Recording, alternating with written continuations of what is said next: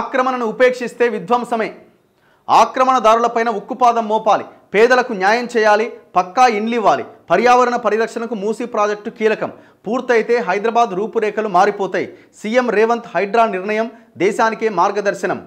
ఆయన నిజాయితీ నచ్చింది. పూర్తి సహకారం అందిస్తా. ఆంధ్రజ్యోతితో lake man of India Anand. బెంగళూరులో ఆనంద్ మల్లిక్ గావడ్ కృషితో పునరుద్ధరించిన చెరువట. అన్నీ బాగానే ఉన్నాయి. హైడ్రా మంచిది కాదని ఎవరు చెప్పట్లే. మూసీ ప్రక్షాళన మంచిది కాదని ఎవరు చెప్పట్లే. రేవంత్ రెడ్డికి హైడ్రా స్టార్టింగ్లో ఆయన చేసిన 1-2 కూల్చివేతలకి జనం జేజేలు పలికిండ్రు. వాహ్ వెరీ గుడ్ అన్నారు. కానీ తర్వాత ఏం జరిగింది? పెద్ద పెద్దోళ్ళని వదిలేసి పేదోళ్ళ జోలికి రావడంతో తిరగబడ్డారు జనం. అది మైనస్ అయింది. మూసీ ప్యూరిఫికేషన్ ఎవరు వద్దనట్లే.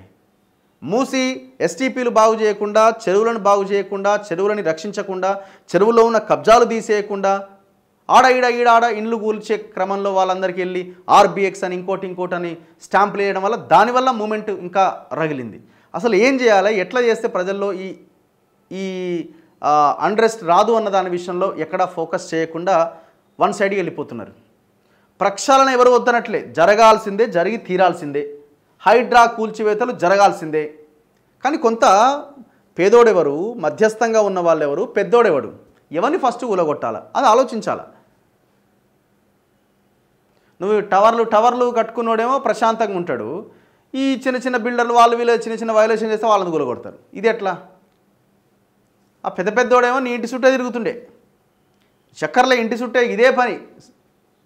వాళ్ళు ఏమో సేఫ్గా ఉన్నాయి. మరి కారణాలు ఏంటో. ఇప్పుడు చిన్నోడేమో హైడ్రా ఆఫీస్కి పోలేడు. పెద్దోడు మీకు వచ్చి దమ్కి ఇస్తుండే. రాత్రి 11:30-12 గంటలకు వచ్చి గూడెం మైపాల్ రెడ్డి తమ్ముడు పోయి అక్కడ దమ్కి ఇయ్యలే. హైడ్రా ఆఫీస్కి పోయి ఎట్లా కూలగొడతారు మాయని. మరి అదే చిన్న పేదోడు ఒక ఇల్లు కూలగొడుతుంటే పోగలుగుతాడా? ఇట్లాంటి వ్యవహారాలన్నీ కొంత వీటి విషయంలో ప్రజలకు అనుమానం మరింత పెరిగింది. ఖచ్చితంగా హైడ్రా ఉండాల్సిందే, మూసీ ప్రక్షాళన జరగాల్సిందే. కానీ దానికి ఏ దిశగా మనం అడుగు వేయాలన్నది ప్రభుత్వం ఆలోచించాలి ఇప్పటికైనా.